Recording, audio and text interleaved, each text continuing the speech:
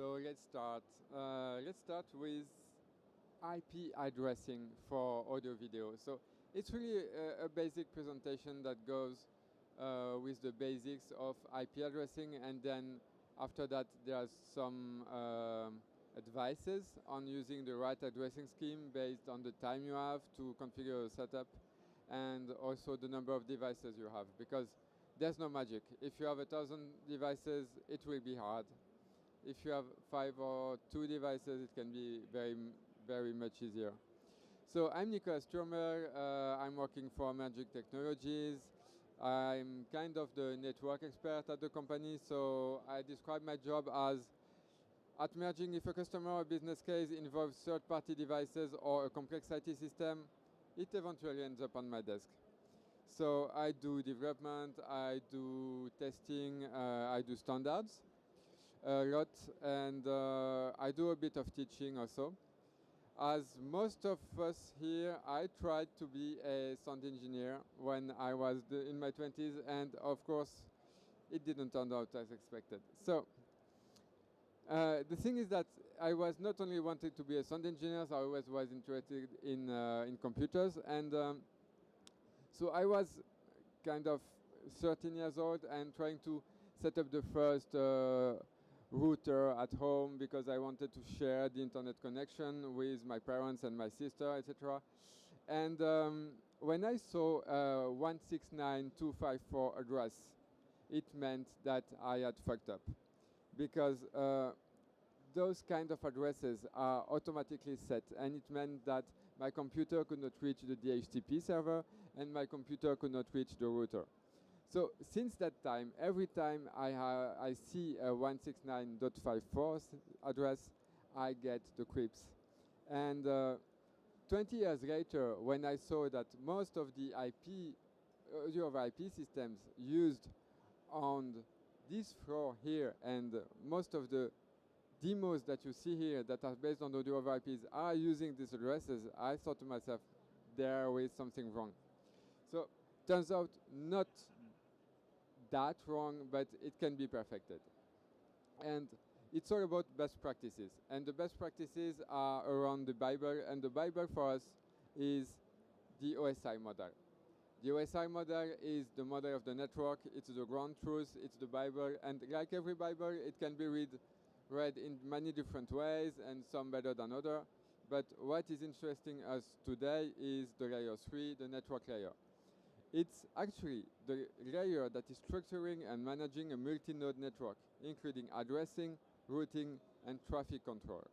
And we are talking about AV on the network, so traffic control, of course, multiple nodes, of course. So we have to have addresses for those nodes, and we have eventually to do routing. An IP address. So this presentation is only about version 4 IP. You might hear about version 6 IP, but I don't have any knowledge of manufacturers really providing devices that can do IPv6, although it would be a good idea, but let us pass some years. So and do I have like that, like that? Yeah, okay. So is it working? I'm trying to, yeah, okay, cool. So yeah, the IP address. So the IP address, this is the IP of the node. It's a 32-bit value, and it's usually printed as 4 digits, 4 numbers of between 0 and 255, so 4 bytes. And of course, this address is unique. Like your address at home, you wouldn't want someone else to have your address and receive your mail. So your address is unique, and the address of every equipment has to be unique. Then there is another component that is really necessary in forming a subnet, is the subnet mask. And the subnet mask will basically contour your neighborhood, contour your neighbors that you can directly talk to, and you don't have to go through the whole post office or mail office to give mail to. So this is what we call the subnet. And the old way of showing the subnet was with showing the subnet mask as an IP address. So here 255.255.00. But right now it's better to use the slash number here, the slash suffix known as CIDR notation, and this is more and more widely used on network devices. Last but not least, when you design a network, you have to have, so if you design a proper IP network, you have to have a gateway, which is the device that will post packets post-mail for you for the other subnets. So this is the way you use to reach other devices that are not in your subnet. So just for fun, in binary it's like that. So mainly to show that there's a tray of ones here, and it really serves as depicting the subnet, and when a subnet, the part that will not move for the subnet is the part that is with those ones here. So 10.0 is our subnets for this example here. Then going out of the subnets, of course, you will cross a whole lot of gateways. So here I was pinging google.com from my IP address at home, and you see that I was first. So all the addresses here are gateways. All the addresses here are devices that will allow my packet to go from one gateway, from one subnet to another, up to the server google.com. And here the times are the times that it is taking to go to ping pong until that server. So I'm sending a packet, and I tell, okay, when you reach the first gateway, go back to me, and it takes me less than that, less than 1 millisecond. Then the second, etc. And you see that for me, reaching google.com, I go through 8 different layers of gateways, and sometimes not the same. So this is the public addresses. Every node on the internet has a public IP address. And on the IPv4 internet, the one we use today more or less, every node has a unique public IP address. But when we do audio over IP, we don't want really our network to be public. We don't want everyone to access our device. So we use private networking. And we use private networking by using specific addresses, IP addresses that are not public. There is not a single device on the internet that has those addresses. Those addresses are reserved for private use. Okay, so there are ranges of addresses that are used for something else, or reserved also, but for something else, like the 224.00/4 for multicast. But the thing is that 99.99% of media over IP is based on a private network. And private networks should be, it's a good practice, should be 10.0.0.0/8. So anything starting with 10 is a private network. Anything starting with 172.16, 17, 18, etc. up to 31 is a private network. Everything starting with 192.168 is a private network. Other than that, you should not use those addresses in your media over IP network. So it's the good practice.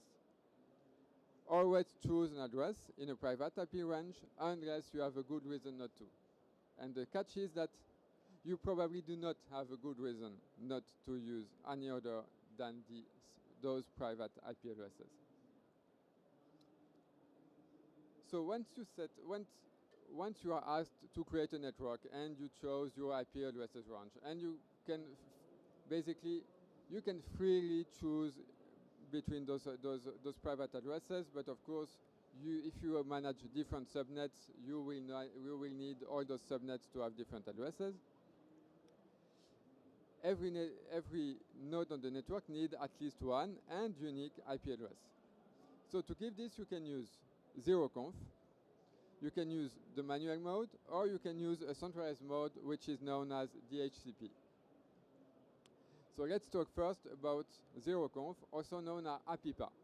APIPA is supposed to be PNP, but PNP not plug and play, PNP pray and play. Because the problem with APIPA is that the APIPA networks are really unstable and sensitive to perturbations. So the thing is, with APIPA, every node is choosing its own address randomly in the 169.254 subnet. And that's the process of collision avoidance. So if there's already a device using this address, it will try again and do a random choosing again. So the problem is, on 99.9% of those devices, APIPA is a degraded mode, meaning that if you arrive on the subnet and you put a DHCP server, you can put the network around. And of course, no one ever does that. But if you are sound engineers and looking for a new job, just go to the venue you want to work to, and plug a small device, a small DHCP server, on the open ports of the switch of the venue, which they already have open ports. They have all open ports, and plug a DHCP server. And most of the time, they are using a Dante setup with APIPA addresses, and it will mess up the concert. And then you can send an email to the boss and say, oh, I wouldn't have done that, and it would have been better. Of course, no, do not do that. But it's really, it shows how much this addressing scheme is unstable, and you should not use it unless you have good reason to use it. Another problem is that the collision avoidance doesn't work if you mix static and automatic IPs. And most of the time you do, because APIPA's address are randomly chosen. So you want a subset of your network to have static IPs, and you will give those static IPs to the devices on your network. So if you do that and a device is statically addressed but booted late in the network, we may have a collision, because the device that has chosen the previous address would not be there to reply and to avoid a collision. So the other way is to do static addressing, and static addressing is the spreadsheet kingdom. When you do static addressing, you better be good at documentation. I am not. I am definitely not. And I knew only a few people that are really good at this. So when doing static addressing, the network administrator is responsible in giving a unique address to a node. Other values like gateways and DNS servers are also given manually. So basically, you go to the device and set everything. So the funny thing is that on some devices, you even have to enter the gateway, even though you are on a private network. Some mixer, for instance, they ask you to enter a gateway anyway. And on big network, documentation is necessary to avoid giving twice the same address, meaning that collision is done with human error. And trust me, I have done this. And the problem is the illusion of control. The problem is that you micromanage your network. And by micromanaging, you are investing a lot of time in doing things that may be simpler than elsewise. So of course, at this point in the presentation, you know that my default go-to is DHCP. DHCP is a service on the network, so there's a server, and sometimes, most of the time, it's in your switch. If you're using an audio over IP switch, this is a manageable switch, and on every manageable switch, or 90% of them, there's a DHCP server. You can easily spot parts of the network that are not connected, because if you have multiple switches and one of the switches is disconnected, your device, your LED will blink on the device. You will have a link because you are connected to the switch. But if you have a DHCP server, you will not receive a DHCP address if you cannot connect to the DHCP server. So this is a layer 0 debugging on your network. And you don't have that if you do static addressing. you can mix that with static address, and this is compliant. Just say the DHCP server to use a subset of IPs, and this is done. And the addresses, the problem is that the server will lease the address to the device, so we try to reuse them. But on most of the DHCP server, once again, you can tie the device to an address. So the counter-argument I often have when I'm teaching network and I say, oh, use the DHCP, they tell me, but we never know the DHCP address it was given to the device. No, that's not right. But of course, it takes time. So the takeout is that there is no one-size-fits-all solution. So of course, I'm not advocating against APIPA. I'm advocating to know the limits of APIPA when you use APIPA, and not knowing that it's the go-to solution. IP addresses are unique. They always come with a subnet mask or a CIDR prefix. They are, if on a private network, use a private address. And I'm really stressing on that because I have seen some systems used by professional sound engineers that were not using private network addresses. And it's not that it's problematic because the chance of really running into a problem are low, but it's such a bad habit that when, as an IT support engineer, I go to the network and I see that, it just gives me a really bad feeling about the system. So basically it's respect. There are RFCs, there are standards, and they are here for you, and they are here to help the users into choosing the right address. And by the way, those three addresses range, this is more than 7 million addresses. So you will probably find the right address for you. Also, 169.254 are unstable networks. You can easily mess with the network with the DHCP server. Documentation is never maintained. At least I have never met a maintained documentation. And at some point, you will not have the time to maintain the documentation. Okay, I give this address to this device and I will update it later, and you never update it.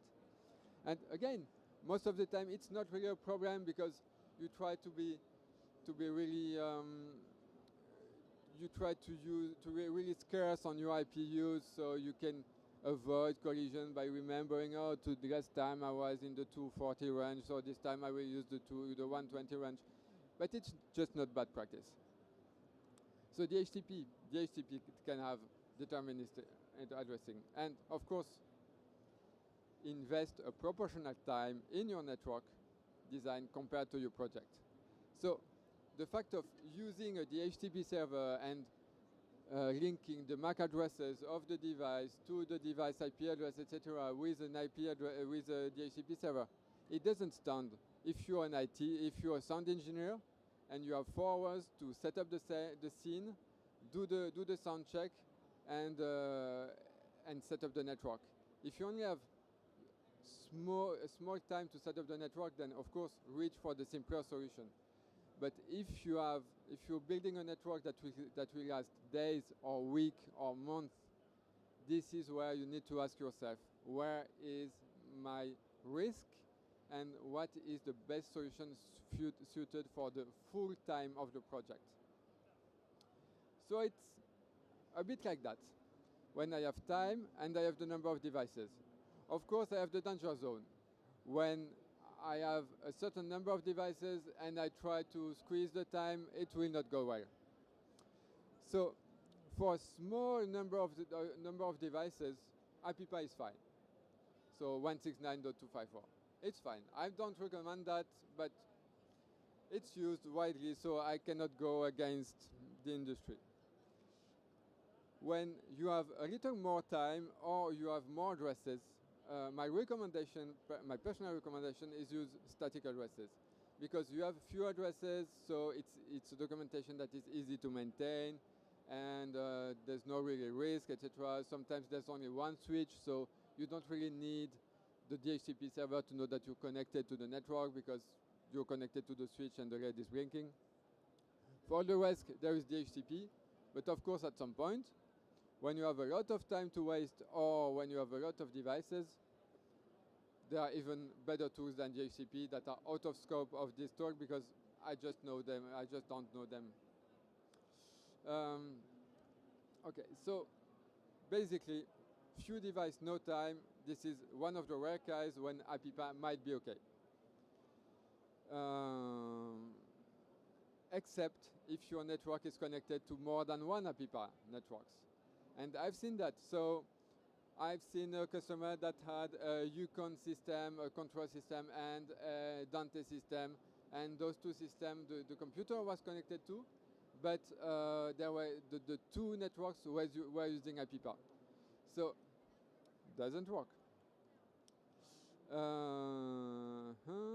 And yeah, and of course, if you have a few devices, then manual configuring your address should not be that hard. So the argument of using IP pair kind of doesn't stand for me, but again, everybody's using it, so just be aware of the limitations. More device in a very static setup. So you're doing a sound installation, for instance, and the devices are hidden in the ceiling and never put off. Okay, so manual configuration, why not? But you have to find a way to check connectivity, homogeneity of the addresses, and consistency of the addresses. And the hardest part is keeping the spreadsheet up to date. Yeah, so I said before, I'm not the laziest people, but I have difficulties to do that. And then for everything else, consider DHCP. Most switches can do that. It checks connectivity. You can align MAC with the IP address of the DHCP network, and you can reserve a subset of IP for manual config. It's really the go-to system, and in data center, they are obviously using that. At home, you are using DHCP to connect to internet with Wi-Fi. You are using DHCP right now when you're connected, or you're lucky to get an internet connection with the Javits Center Wi-Fi. So DHCP, it shouldn't be that hard. Of course, there's a learning curve, but once you get to it, you get addicted to that. So, famous last word. It will never happen. Of course, it will never happen until it does. So, just be aware of those limitations in choosing the IP addresses of your device. And if you spend more than one day on your network, 10, 15 minutes to put static addresses, and it will avoid you so much troubles and so much problems. And that's the end, if you have any questions for me.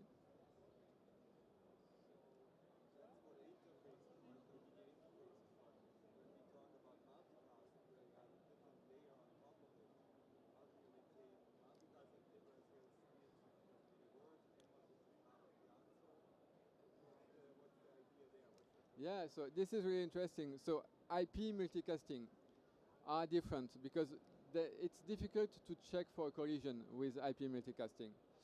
So the really clever way that was proposed on Ravenna, for instance, is to use the last two bytes of the address and push them just one byte later, and then have basically you can have 254 different multicast address per device. And given that under the conditions that you are in a /16 subnet at least, etc., you do collision avoidance. And this is golden. And this should be the go-to. Actually, at merging, we are still using this as a go-to solution. And we avoid a lot of address collision. But of course, there is no system that distributes the multicast address automatically. And if you want to do that, then you have to go into a proprietary design, StageNet, Home, I hope can do that, or something else, of course. And then there is no equivalent of DHCP for multicast addresses. One other thing about multicast addresses: do never use a multicast address. Your stream on a multicast address should not start with 224. You can use 225 if you want. Rather, 239 is really the go-to.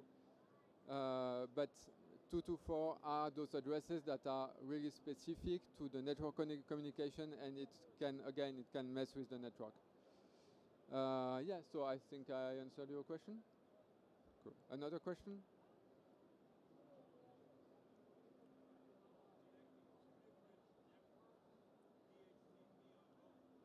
Yeah. Yeah, you can connect to different networks with DHCP on both of them. You can do that two different ways. Either you want it flat, you want them to be on the same subnet. So then it will be difficult because it will be at the first device that sees the response of one DHCP. I have this kind of shitty, and it will be a shitty system, but I have this shitty system myself at home because I cannot do differently, and yes, sometimes the IPs are changing. But it can work given that you assign a different range to each server. But the best way is that if you have two different networks, then make two different subnets. And if you have subnets, of course, you will have one DHCP server per subnet, or you can also, there are also techniques known as DHCP proxies that can ask for an address to a DHCP server via subnets, crossing, etc. But yeah, of course, those addressing schemes are always for inside a subnet. So if you have two different subnets, this is kind of autoscope of this presentation. Okay, thank you.